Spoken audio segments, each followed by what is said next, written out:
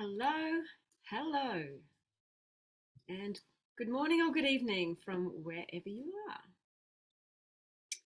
How are you all today? I can see Connie's here, Simone's here. Welcome, guys. It's good to see you live. All right, today's topic is about paying more attention to your body than getting up into your head, overthinking things, overcomplicating things, and driving yourself off track when it comes to health and weight loss. All right, but who am I to start with? I am Karen. I'm the Plant Power Coach for any of you who might be new around here. This is my Facebook group, Plant Based Weight Loss Support. So if you're watching the replay on YouTube, come and join us. This is where all the fun happens. This is where we're all interacting. You can get questions asked in real time. You can come and watch my live videos in real time. I am the creator of Plant Power Transformation, which is my transformative health and weight loss program that's designed to help you not only lose the weight that you've been struggling to lose, but also take you through a personal transformation so that those results that you achieve are permanent. This is not just going on a diet. All right. If you are watching on YouTube, or even if you're in my group and you don't follow me on YouTube, go and follow me. Hit subscribe so that you can see all my new videos when they come up as well, particularly if you are in the group and you don't always get to watch the replays, or you don't always get to watch them here live with me. Also, if you have friends who might be struggling, whether they're plant-based or not, it can be helpful to follow me on YouTube and forward those videos to them if you think that they might help. All right. Okay, so today we're paying attention to our body. So what do I really mean by this? Our body is always talking to us, whether it is through things like our emotional pains, our physical pains, our gut instinct, our symptoms that we experience, things like even just, the need to go to the bathroom. Like our body is always telling us something. Our hunger is also another way that our body talks to us. The problem is that many of us have been taught not to listen to our body, especially when it comes to weight loss. Now, if we just lift our heads up for a moment and look around the world, not just at other people, but look at all of the other species on this planet, you'll notice that we seem to be the only species on this planet that is struggling with our weight. Right? Apart from maybe some domestic pets, and really that's our fault, not the pet's fault. It's because we've really lost touch with our body and feeling into our body for answers. We have given our power over to the likes of the diet industry and influencers and other people out there to tell us not only what to eat, marketing companies as well. Think of the big food corporations pushing their messages on us. Supplement companies trying to get us to buy things like protein powders and things like that. Right, we've given all of our power over to those sorts of companies, those sorts of corporations, and to the likes of the diet industry and diet messages to not only tell us what to eat, but when to eat and how much to eat as well. And what am I talking about? I'm talking about things like, meal plans or diet plans or shakes or cleansers. I'm talking about diet industry in those regards.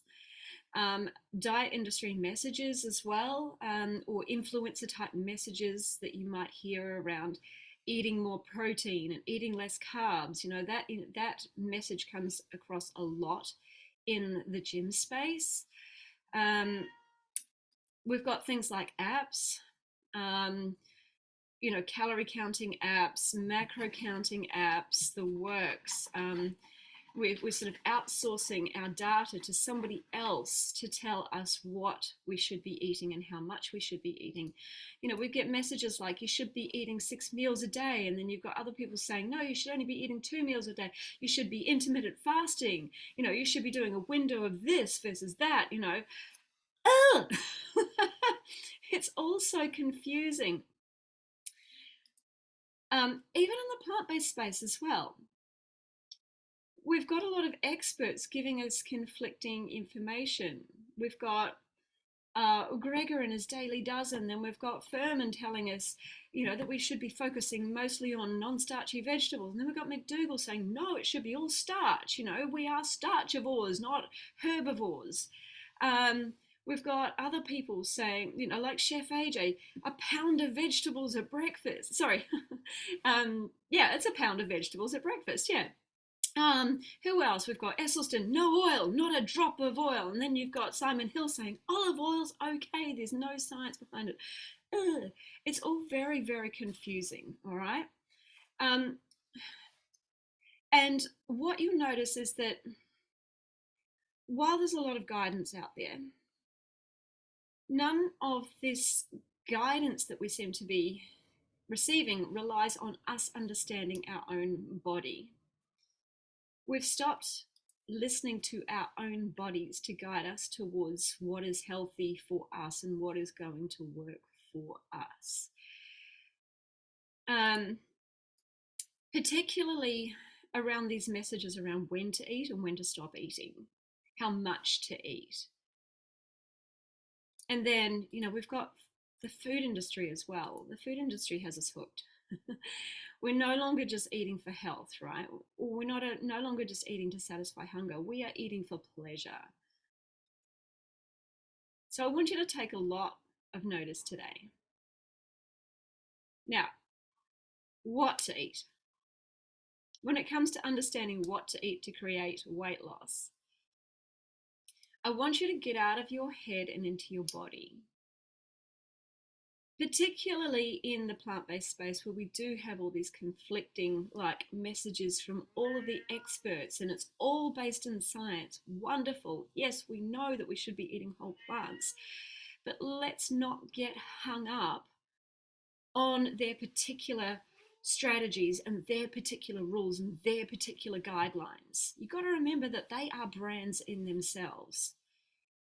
They each have their own particular message. So I want you to stop worrying about those rules. I want you to stop worrying about whether you're eating too much starch or whether you're not eating enough starch, or whether you are eating too much, you know, whether you're not eating enough non-starchy vegetables, or whether you're eating, you know, getting enough protein, or whether you're having too many carbs or too much fat or whatever. Ugh. Just stop paying attention to that. I mean, understand it, yes. We want to understand what everybody's saying and realize that whole plants are the best thing for our health. But I want you to start paying attention to how your body is responding. What is going to be best for you is likely going to be slightly different for somebody else. I have some clients who thrive on eating lots of starch. And I have other clients who need to keep their starch quite low and focus more on non-starchy vegetables. I have some clients who simply find that they start to put on weight again whenever they're eating things like whenever they have lots of tofu or tempeh or soy products. And some people who thrive on that. So pay attention to what is working for you. Pay attention also to how you feel after eating food. Do you feel energized? Or does something not quite sit right with you? Do you feel a bit sluggish, a bit heavy, a bit sleepy? Pay attention to how your digestion responds. Pay attention to how your body is responding. Pay attention to things like how your skin feels, how your joints feel, how you sleep, your mental clarity, your mood swings. pay attention to what's actually happening on the scale. Yeah, you want to make sure that things are going in the right direction, but also pay attention to how you feel in your clothes, how you feel in your skin. Sometimes that scale doesn't move, but your tummy might feel flatter, or your legs feel firmer, or you feel like, your butt's got smaller, or whatever it is, right? Your face might look slimmer. Your clothes are fitting differently. People start to notice some changes. So that scale is one measure, but really pay attention to how you're feeling in your body. And mostly, let your body guide you towards making healthier choices for yourself because you're loving how it makes you feel, right? Stop overthinking nutrition and all the rules and the guidelines and the do's and the don'ts and what's best for weight loss and who tells you this and who tells you that. And you need more protein, you need less carbs, and whoa, you need more carbs and less protein. Right? Follow what makes your body feel the best. Feel the most energized, feel the most focused, feel the happiest, and also helps you achieve the result that you're looking to achieve, whether it be that scale loss or be it the actual feeling of your body starting to feel the way you want it to, in terms of, you feel your clothes fitting differently, you feel your tummy getting flatter, you feeling like you're lighter in your own skin, you're not feeling so heavy, for example. Alan, I just read your message. Guys, if you're watching the replay, Alan says my butt got smaller and my shorts fell up. Pay attention to that. Alan, you're going to have to go shopping, my friend. So our brain wants to overthink everything. This is what it does. It's very, very smart, and it wants to make meaning of everything. It wants to figure things out in advance. This is a form of kind of self-protection. Our brain craves certainty. It wants to know that if we take action on something, that something is going to be right. But sometimes there's just no understanding if something is going to be exactly right until you take the action. It's like almost anything in life. Like think about in your job where you might be trying something new. There's a new strategy. We're gonna launch something new, or whatever. I don't know what industries you're all working in, but we're going to try a new strategy to try and achieve a new result. Right? We have all of these. We've got this strategy in place. Sometimes we have history and we know it works, and sometimes we're trying something new. Sometimes it's time to try something new. And you're never actually 100% going to know that something is going to work until you try it. Sometimes the best way to learn is just to try and see. So this is where I want you to get out of the overthinking and just take the action, try and see. Right? Stop the overthinking and just take the action. That's how you will know. Also, your brain is a pleasure whore. It is always seeking pleasure. It's also going to try and seek the highest amount of pleasure. And just remember that it will always be seeking the foods that induce a very high dopamine release. Your brain's going to prefer foods that are going to be ultra tasty, sugar, fat, and salt, that bliss point. So do just pay attention to where your brain is driving you off track in that regard as well, and pay attention to how your body feels. All right? Even if you do make choices that are against your goals, don't panic. Just know that that's your brain seeking dopamine. Follow your body and what makes your body feel the best long term, right? Also remember that what might make you feel good right now may not be good for you long term. So you want to make sure that you are using your body to make choices that guide you towards feeling healthy for the long term, not just the short term. That's what I mean about that brain seeking dopamine, right? You've got to know the difference between the body feeling good and the brain feeling good. All right, use your body, because that brain is either going to overthink everything and drive you off track, or it's going to seek dopamine. All right, and another way you can use your body as a guide is to understand your hunger cues. All right, so what does this mean?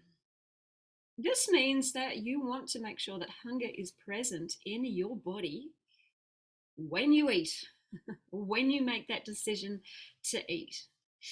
That's it, really. Now, the problem is that a lot of people who struggle with weight have developed eating patterns or eating behaviors really that have nothing to do with hunger. This is where our overeating comes in. Even if it's healthy food, if you don't have hunger present in your body when you eat, then that's food that your body doesn't need, sorry. So if this is just a one-off, for example, it happens occasionally, it's not going to make too much of a difference, right? But it's when it becomes a habit that it becomes a problem, right? So what do I mean by this? I mean eating because you're stressed or because you're bored. Think about times when, you might be sitting down and, you just suddenly find yourself in the pantry, right? You're scanning the pantry or the fridge looking for something. That is often your boredom brain. That's often like the brain just seeking pleasure in the moment because it's bored and wants entertainment. Stress eating, anxiety eating. Oftentimes these habits start in childhood. If you're showing your emotions as a child and your parent can't take it and they shove food under your face and go, there, that'll make you better, it can set you up for a lifetime of emotional eating. And you suddenly, every time you experience that emotion, you have to have food in order to calm your body down. Other reasons we're eating that have nothing to do with hunger can be things like when you're traveling, when you're watching a movie, when it's time to relax. Think about, for a lot of people, it's post 8 p.m. Right? The family's gone to bed. The day is over. I just need to relax. And we start to teach ourselves to relax with food. Or I have one particular client, and she looked at me strange when I said, you don't have to have a snack when you sit down to watch a movie. And she's like, what do you mean? Isn't that what you do? Said if hunger is not present in your body, you don't need to eat. It's overeating. So yeah, and I see a lot of people also, just because they're getting in a car and traveling for 4 hours, or might be getting on a short plane ride, like, what are some healthy snacks that I can take with me? Well, are you actually going to be hungry, or can you have food before you leave and have food when you get there? Right? There's all sorts of reasons. You might be eating because it's a celebration, and that's what you do at celebrations. It might be because everybody else is eating. You might have a bad day and think that food somehow can soothe your emotions. You might eat simply because someone handed it to you and you don't want to upset them. Oh, I brought you these muffins, here you go. And it's like suddenly you don't want to be rude. You don't want to upset them. You might feel the need to eat because it's free. Hard to turn down free food, isn't it? But if you're not hungry, that's not really free food. You pay for it somehow, don't you? You pay for it when it sits on your body and creates the result you don't want. Just eating because it's there in front of you. How many times you have been to a party and there's food there and you just got to eat it because it's there? It could be chips and all sorts of unhealthy rubbish, but yeah, we're eating it because it's there. Eating because it's time. Now, I'm not opposed to regular scheduled eating, But if you eat by the clock and there's no hunger present in your body, if you haven't trained yourself, if you haven't learned how much to eat in order to make sure that hunger is present in your body every time you eat, then simply eating because it's time without the presence of hunger, you are overeating, right? So there are many reasons that people are eating that are not directly due to the presence of physical hunger in the body. And anytime that we are eating for any reason other than hunger, that's food our body just doesn't need. It's energy that our body doesn't need. And essentially, weight gain is a result of us eating more fuel than our body needs. So think about your bank account. You might have a certain balance in your bank account, and you spend a certain amount, and you also earn money. So every time you earn money, money goes into that account. And if you take out less money than you earn, then this is going to increase, right? Your bank account is going to increase. That is weight gain. It's good in a banking sense, right? Not necessarily good on our body.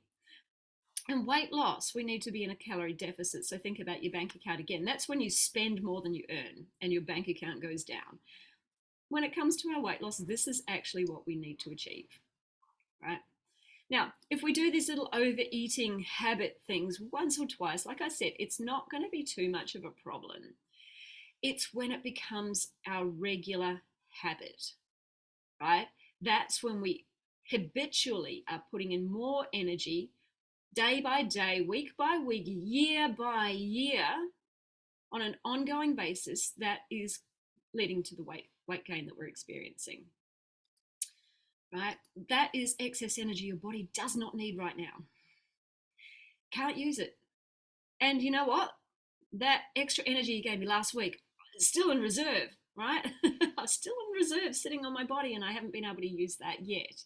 So I'm just going to add that little bit extra to this now. Right? It's storing it away for use at a later date. And the problem is when we have this habitual overeating patterns, our body's never getting the chance to tap in and use those energy stores, right? So instead of listening to your brain when it comes to when to eat, you want to listen to your body. Don't listen to what your brain is telling you. Oh, I'm bored, I need entertainment, we need some food right now. I'm stressed. Food, like I need to get food in my body. It helps me calm down. It feels so comforting. Oh, free food. Can't pass up free food now. Oh, we can't say no to that person. They've just given us some food and I don't really want them to feel really bad. So, we're just going to have to eat it. I don't want to be the only person at the table not eating right now. Everyone's going to have an opinion on that, and people are going to ask me all about it. Come on, it's time to what? Time to eat. Time to eat, says the brain. Look, time on the clock. Oh, another one. If you don't eat now, you might get hungry later. Like that's a problem. So stop listening to all the chatter in the brain. Right, this is the brain seeking pleasure. This is the brain being a little pleasure whore. It's seeking pleasure right now. It in some way is experiencing some discomfort in a situation, and discomfort to the brain equals shivers. There's something wrong and we need to fix it. We need to get to a state of pleasure immediately. Right? And food to the brain, that dopamine hit to the brain equals pleasure. That just tells the brain that you're safe. So stop paying attention to the chatter in your brain and ask your body. If you've got food in front of you and you're thinking of eating, ask your body, am I hungry? And if you're not really sure, then the likelihood is it's a no. Now, your brain is going to be searching for evidence that hunger is present. It will want hunger to be present. So it's searching really hard for presence of hunger. But if it can't find that evidence, then it's going to give a very vague response like, oh, I'm not sure. So not sure really means no, but the brain wants you to eat anyway, right? I want you to make sure that you're listening to your body. And I want you to make sure that you do really feel hunger. So if it's a not sure, just drink some water. You might actually be thirsty and just wait 15 minutes or so again. And just ask again later, am I really hungry? Am I hungry now? Am I hungry now? Physical hunger needs to be present in your body. You want to get into that habit of waiting for physical hunger. Okay, so physical hunger is a physical sensation in your body. It's produced by a hormone called ghrelin. Now think of ghrelin like growling in your body. You got that growl. You don't have to wait till the growling stage, by the way. You just want to understand what hunger feels like in your body. So it's a sensation that starts in the body and travels to the brain to alert your brain that it is time to eat. This is different from habitual or emotional eating, which starts with a thought in the brain and then travels to the desire in the body to eat. It's going to create that desire and that motivation for you to eat, but it's going to start with some chatter in here.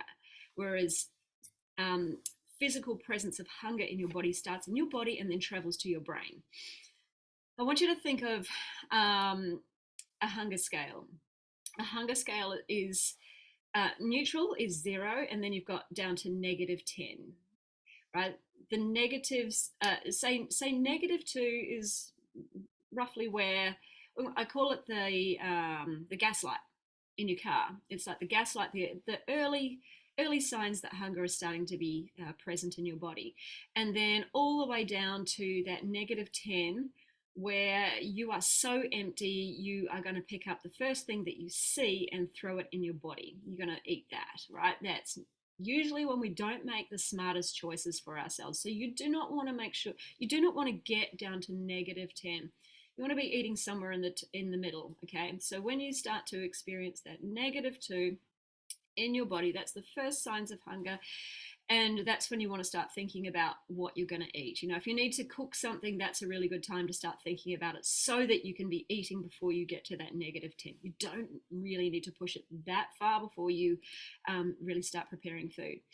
Right, I want you to be able to separate what is true physical hunger and what is emotional hunger. So many people actually have no idea what hunger even feels like in their body. And if you're not sure yourself, one of the ways to do this is just to allow yourself to go a little bit longer without food and really just wait until you feel that physical hunger in the body. You might not be eating at your regular meal times. You might need to leave it an hour or two even after you would normally eat. But this will help you actually understand what the physical presence of hunger feels like in your body. And it can be very challenging for some people. Now, I don't need you to, leave it till you're ridiculously hungry, right? That's when we don't make the smartest choices for ourselves. So I don't really want you to push it that far. But, if you think you might be overeating, then you might just want to test this out and see how far you can leave eating before you actually feel that physical presence in your body. So it's important to get to know what that sensation feels like, right? So that you can recognize it when it comes up. Now, everybody feels it in different places. Some people feel an emptiness in the stomach. Some feel, say, a change in the throat. I've experienced this quite a bit as well. Some feel a change in the head, and I don't mean overthinking and thoughts and things like that. I mean things like a drop in focus, or you start to get distracted. You can't focus. You start to get a bit fuzzy in the head. You might get a little lightheaded. We don't really want to push it too far there. You might feel a little bit grouchy, a little bit hangry, a little bit snappy at people. You might just feel your energy drop a little bit. So I've often experienced a mix of these things. I've experienced all sorts of things, and it just depends on how long I leave it as to how many different symptoms I feel. But one of the most, I guess, one of the early ones for me is a drop in focus. I get distracted. I start, like, my attention starts going all over the place. I can't seem to focus properly. And then I'm like, what is going on? It's like, I just need a break. And then I start to feel the presence of the hunger actually in the stomach. I've also felt it in the throat as well. It's like the throat is going, this something that should be coming down here by now. All right. So there are real hormonal benefits to actually experiencing hunger in your body. So it actually causes issues to the hunger hormones if you're never actually allowing yourself to experience true hunger.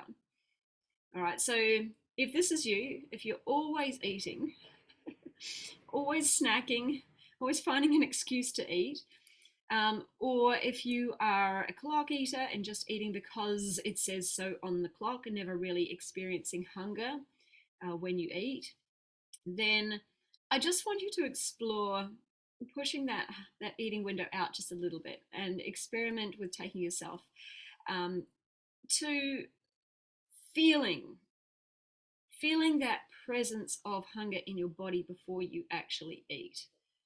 You don't have to push it too far, like I say. Just start to understand what your body is telling you, what your hunger signals actually feel like. And just see whether, what it's like to actually experience that in your body before you eat. Okay. And I want you to also watch for all of those reasons that your brain is motivating you to eat. Right? Really start to pay attention more to your body instead of the chatter that's going on in here. Like, did you experience that hunger in your body first and then you heard it in your brain? Or was there food present around you and your brain is going, oh yeah, we should eat, and then you feel hunger in your body? Likelihood is it's a brain motivation and not a body motivation. So you want to make sure that you're feeling it in your body and your body was the one to guide you. Right. Okay. Now that's honoring your hunger. The other side to honoring your physical hunger is actually to make sure you're feeding yourself before you empty the tank. All right. Like I said, when you get too empty is when you can start making poor decisions around filling your body. Just because you need something in there, or you're going to fall over, you're going to faint, or you're going to have an experience that's not too pleasant. So make sure that you have healthy food on hand. You don't want to push it too far.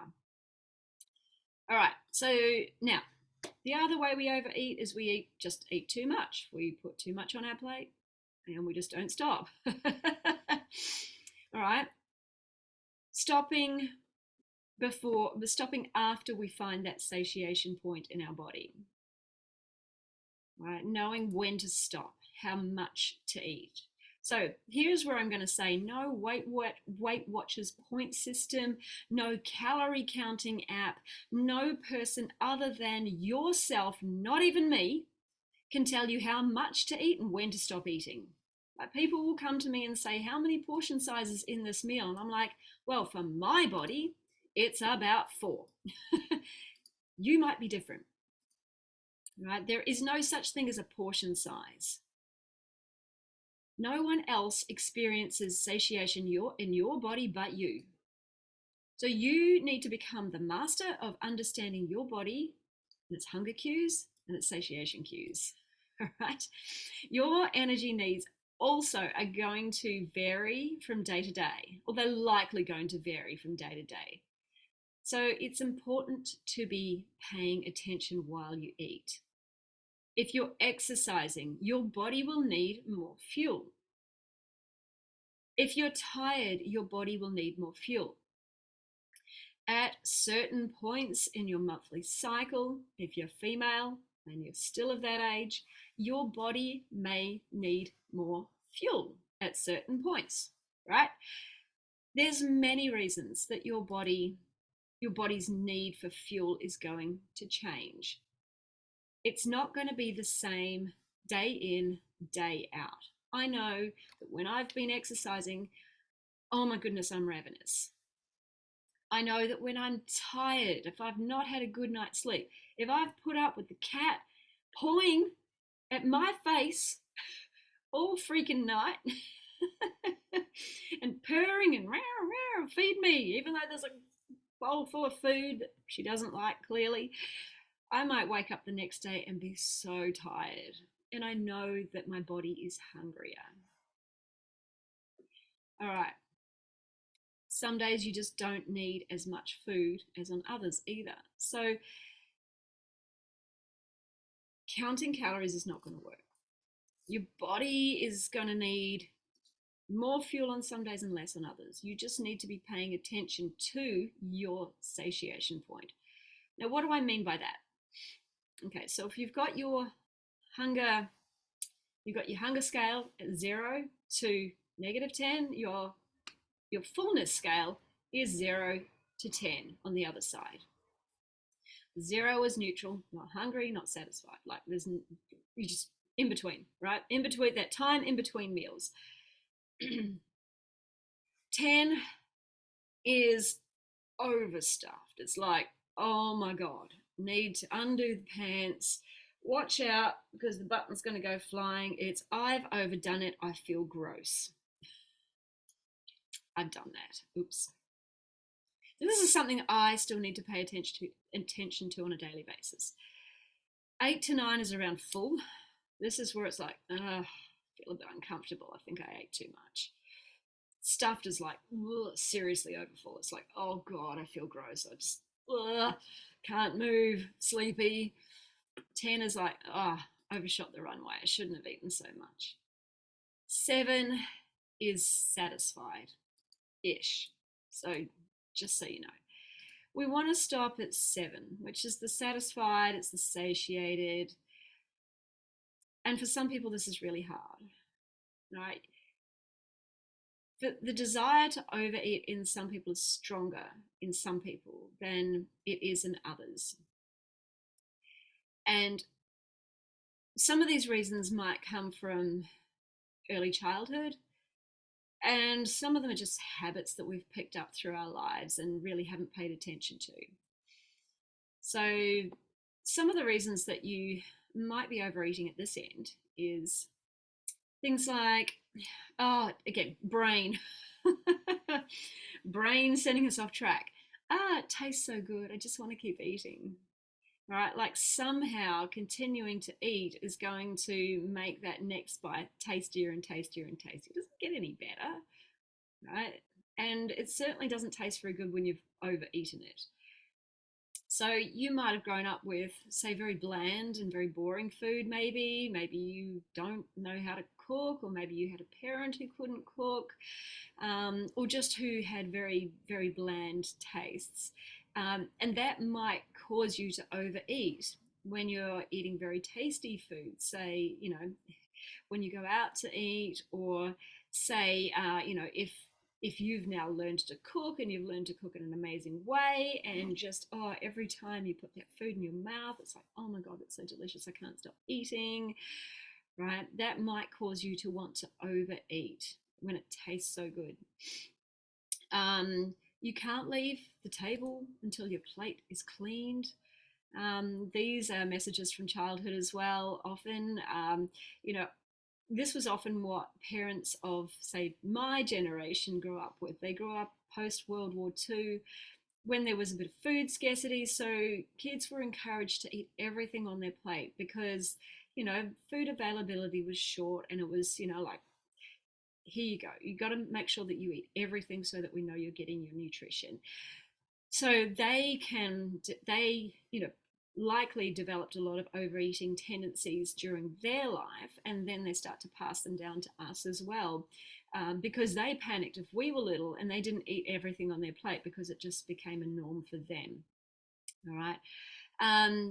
Leaving food as a waste. So this also goes with cleaning your plate. Can't waste food. Again, it's a bit of a scarcity mindset, either financial scarcity or food shortage scarcity. But what is a real waste is that food that's not necessary for your body sitting there as stored energy on your body that you're never really getting the chance to use. That really is the waste. What was that? Another one. Oh, here we go. Starving kids in Africa. Hands up if you had that message a lot as a child, particularly in the 80s, right? So this is something that a lot of us have heard. And it was considered rude to leave food on your plate. It was considered rude not to eat at all when there were starving kids on the other side of the world. But honestly, how is me eating more food than my body needs, how is that actually going to benefit kids on the other side of the world who are starving? It doesn't, in no way. I think it's actually rude to overeat when others don't have food, right? So we need to check these messages that we have grown up with. I paid for it, so I want to get my money's worth when we go out to eat. This is often this is something I've heard by people who often grew up in like financially challenged situations as children. So when they would go out, they were taken to things like all-day buffets and encouraged to eat as much as they could because they really didn't know when they were going to be able to eat again. So again, sort of a bit of that scarcity mindset. But again, like how is that extra food, how is carrying that message into your adult life now really helping?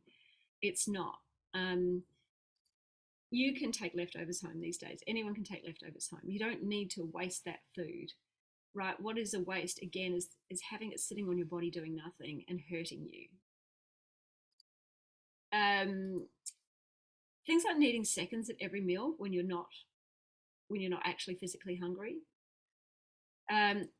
Habitually dishing up certain serving sizes and not questioning whether this is what your body needs or not, just cleaning that plate. Eating too fast and overshooting the runway. That's a bit of my issue. All right. I tend to be a bit of a fast eater, more so in winter than summer, because I don't like to eat cold food. That's what my brain says. My brain is saying, can't have it cold, can't have it cold. Eat it quick, eat it quick, eat it quick before it cools down. So what happens is you wolf down the food like it was your last meal, and you think you're stopping it satisfied. But then a few minutes later, it's clear that you've overdone it. Right? So this happens to me occasionally. It's not something I do all the time, and something I'm very aware of, but I know I feel awful at the end of it. And I know that I want to avoid that awful feeling more than the desire to just finish what's on my plate before it's cold. Right? So it's definitely something I still work on. So those are just some of the reasons that people do struggle to stop at satiated.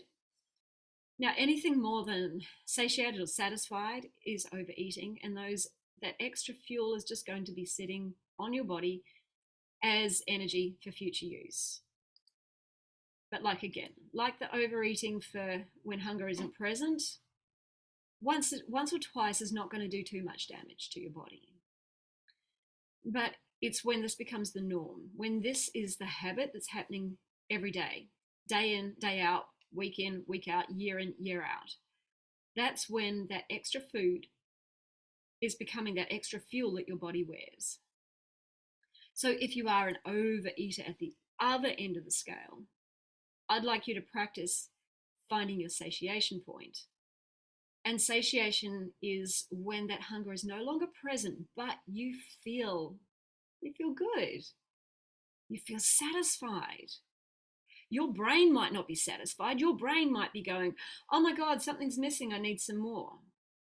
But you want to pay attention to your body and what your body is saying, not your brain. Your brain is used to experiencing a certain amount of calories going in, and it's not going to be satisfied until that has been reached.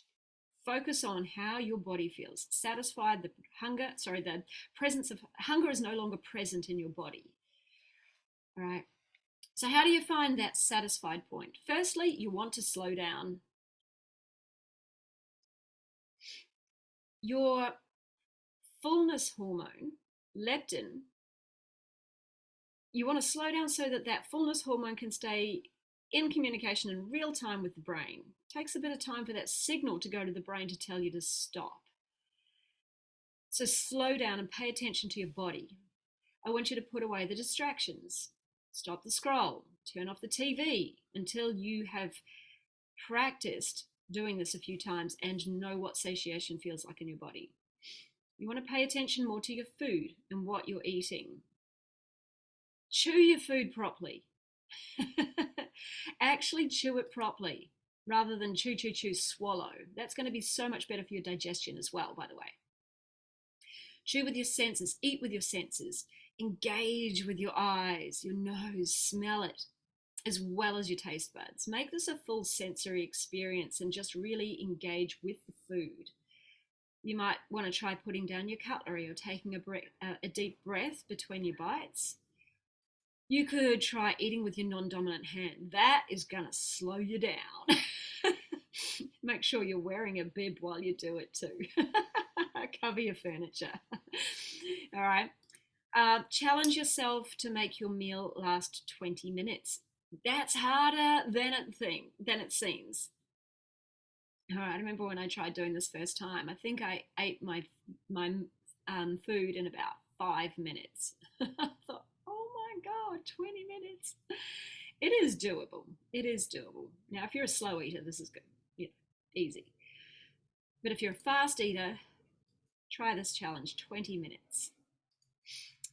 Or there's another way you can try finding that satiation point. This is good too. See your plate, eat 50% of what's on your plate, and then you want to stop. You want to rest for a few minutes, and you want to just check back in your body. Am I hungry? Keep asking your body, am I hungry? You might be satisfied at that point, in which case you can put the rest away. But if there's still the presence of hunger in your body, divide the rest of it into half and eat half. And again, you stop. You check in with your body. Am I hungry? Just check. If there's no more hunger present, you put the rest of it away. Or you throw it away, whatever you want to do with it, your choice. If hunger is still present, you divide what's left on your plate in half. Again, 50%. You eat 50% of it. Again, you stop, you just check. And you just keep going like that until you find that satisfaction level. What you dished up on your plate may be the right amount, but you just want to check. But you might find that you've been dishing yourself up more food, volume of food, than your body really needs. So that's a really good way to find out as well. Because our stomachs are actually bigger than we need, these days anyway. We evolved in a time of food scarcity. So back then, when we found food, we had to eat as much as we could to sustain ourselves for possibly days without food. But we don't live in that world anymore. We live in food abundance. There is food all around us. There is no need to panic. If we get hungry again later, we can eat later.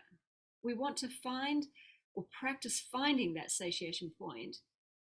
And that means we feel great, we feel energized, but hunger is no longer present in the body. We don't feel like we've overdone it. We don't feel like we've underdone it. We feel good in our body. We don't feel like we need to go and lie down for a nap. That is how much food your body needs right now. Then you wait for hunger to become present again before you eat again. Now, if you are eating a nice balance of starch and non-starch, and you're finding that satiation point without overdoing it, you should be able to last 4 or 5 hours until your next meal, right? And then by that stage, you should be able to feel hunger present in your body. I hope that makes sense. Please let me know if you have any questions about that, team. Good to see a lot of you here. Oh, what's this? Caveat to this though, right? Obviously, some people need to eat at certain times because of, like work scheduling. You will need to learn how much food you need to eat at each meal and do this in a very specific, strategic way So you are ensuring that hunger is still present in your body when you eat next. So, for example, say you have breakfast at 8 a.m., but then you have to have lunch at 11. So it's a very short window in between, right? Because 11 is when you're scheduled to have lunch. Righty, righty, rah, you can't have breakfast earlier than 8, whatever. Just for example. But then you might not be home until 6 and not be able to have dinner. That's when you start preparing dinner. So there's a long gap between there. You want to make sure that your breakfast is light enough that you are still experiencing hunger by the time you next eat at 11. And then you want to make sure that your dinner is substantial enough to tide you over until you get to dinner. You might want to just make that meal, a little more starch than non-starch in order to, so you're still reaching satiation, but it's more calories, and so that that takes you through to your dinner, and you still have hunger present in your body when you get to dinner. All right, so it is being a little more strategic, but still making sure that you are honoring your hunger and your satiation. Or another example might be, say you have a very early breakfast at 6:30, and then you don't have a window to eat until 2 p.m. You would want to make sure that your breakfast is substantial enough to take you through to when you can eat at 2 p.m. Right, so you want to make sure that you might want to make sure that that is more of a starch heavy breakfast again, so it's going to be able to last the distance, but you're still stopping at satiation, you're still eating because of hunger, and you still have hunger present in your body by the time you get to eat food again at 2. And then you might need to make sure that that lunch is a little lighter by the time you hit your dinner, because it's a late lunch. All right, so you still want to make sure that you have hunger present in your body by the time you get to dinner. Another caveat to this as well is making sure that you are honoring your circadian rhythms, because this is going to be the best for your overall hormonal balance. So make sure that your eating window is not too late in the day, and knowing that the best time for your body to process food is actually morning to afternoon. The worst time for your body to process food is late at night. If you don't feel hungry in the morning, then the likelihood is that you might be eating too much for your dinner, or you might be eating too late at night. So hunger is not yet present in your body, even though you've not eaten for hours. Like, you've not done anything either. You've not really burnt any energy in that time. So you want to make sure that you are finishing your dinner well before 8 p.m. at night, and definitely don't eat after 8 p.m. unless there really truly is the presence of hunger in your body, and just have something small, right? This allows you to align your eating window with your circadian rhythm. It's actually probably better if you are able to eat before 7, if you're able. We are more insulin resistant later at night, and you'll end up storing more of that food as fat later at night as well. Eating later at night inhibits melatonin production, which will impact your sleep cycle. Your pancreas and your stomach want to go to sleep at night. Your pancreas wants to stop producing insulin. Your stomach wants to be emptied so that your liver and your kidneys can wake up at night and move into detox cycle. All right? This is what I mean by honoring your circadian rhythms. Your organs have their own clock internally, and we want to work with them, not against them. You also don't want to eat right as soon as you get up. You don't want to roll out of bed having just woken up and go and eat something straight away. All right? So don't make it a problem necessarily that hunger isn't present immediately at that point. It's not supposed to be. Wait for about 45 minutes or so, at least. You want to make sure that hunger is present when you wake up. And what's happening is your body needs to realize that it sun's up and it's time to start changing things internally in the body. Okay, that's when the body, it starts to prepare the stomach to expect food, starts to wake the pancreas up to start producing insulin. All right. And then you about 45 minutes later or so, your body will start to experience hunger. So don't make it a problem that you're not experiencing that hunger the moment you wake up. You won't. All right. So we just want to make sure that we are aligning what we do to our circadian rhythms as much as possible, as well, for maximum benefit. All right. So do we have any questions, folks? Oh my goodness. Alan's pants fell down in the OR. Far out. Bad day to go commando. Still got your job, Alan? Oh, that's funny. All right, guys, have you got any questions about that? Hey, Tanya. Or is it Tanya? Sorry. We say Tanya over here. I'm from New Zealand. Yeah, so if you've got any questions, let me know and I'll address those. All right. And for any of you who are thinking, really wanting help to achieve your weight loss goals, you've been trying on your own, backwards and forwards, can't seem to get there, it's going slower than you like, you keep sabotaging yourself, whatever is going on for you, you can't seem to figure it out, you too much in the head, not enough in the body, can't figure out the details. I've got a great deal for you. This is not one that I've ever offered before, so here we go. This is only available for the month of July, and I'm offering 1 month free coaching. So if you join my Plant Powered Transformation Weight Loss Coaching Program during the month of July, what I'm going to do is throw in a 7th month for you for free. So this means that you are going to be able to get the support that you need to master staying on track through what can be for many people a very difficult time socially, and that is the Christmas, New Year period and the Thanksgiving period for our US and Canadian friends. Okay. So that can be the time of year that a lot of us, we start making progress and we sort of undo it all around that time. Now, I'm not saying you can't have a good time socially, but when you get help and support during that period, what you can do is work with me to come up with some strategies that help you get through that period without undoing everything that you've done. All right, so if you start with small habit and mindset changes now, in 6 months' time, you're going to be nailing that party season like a boss. And what I would really love to have happen is that you are we're crossing off new weight loss off your New Year's resolutions list for 2024. So I want you to think about who you want to be and the results that you want to have in 6 months' time. And what would that version tell you right here and now? What would that version of you tell you to continue doing? And what would that version tell you to stop doing?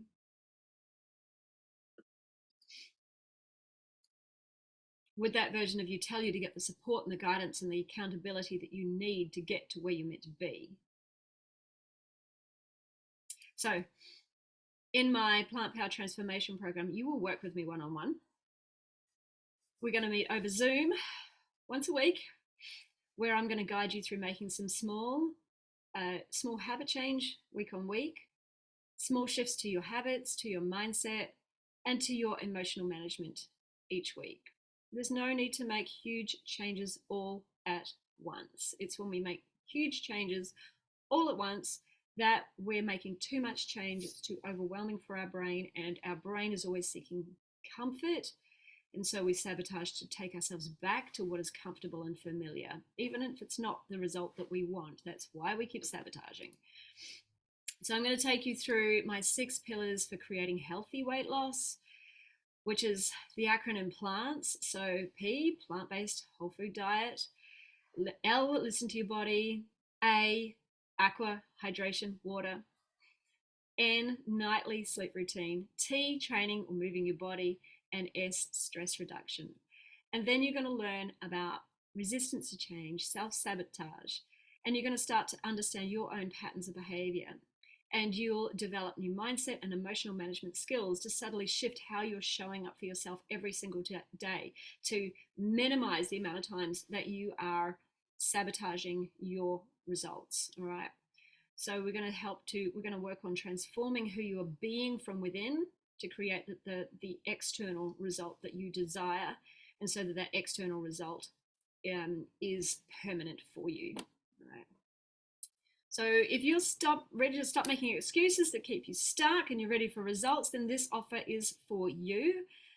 I've dropped a link to my Calendly booking at the top of this live, at the top of this post. So you can click on that to select a time to make a booking with me, and we can just have a chat about it. There is no pressure. What we'll do is we'll just chat about what it is that you've been struggling with. We'll chat about what your goals are, and if I think I can help you, then we can talk more in detail about the program and how I can help you. And you can also decide at that point that it's not for you, and we can hopefully you will take away something from our discussion anyway that's going to help you move forward. So there's no harm in just booking a call with me if you think this is for you, but I do have limited spots, guys. My calendar, my diary is almost full. So you want to make sure that if you are taking up this July offer, that you don't wait too long, because my June offer flew off the shelf. All right. So my calendar's almost booked. So okay, I'm just looking at the questions there. I have heart failure, and a side effect is you don't have a big appetite. Okay. I also don't have a sense of smell due to other issues. It's challenging.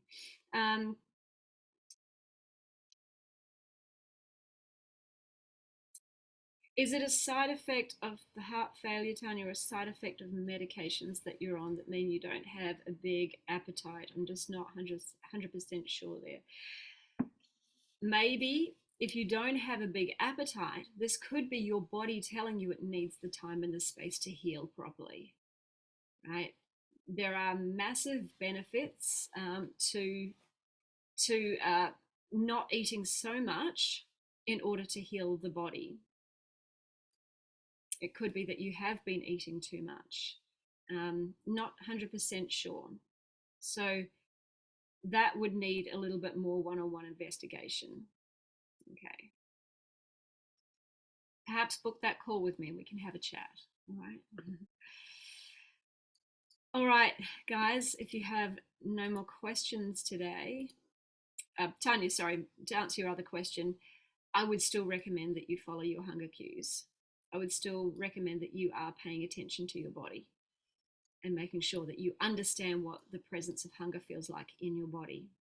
It doesn't need to be a massive appetite. You will still have some appetite. All right, so hope that makes sense. Alrighty, guys, thank you for joining me today. It was wonderful to have you. And if you've got any more questions, feel free to drop them into the comments of this live or just DM me directly. And I'll see you all next week. Bye.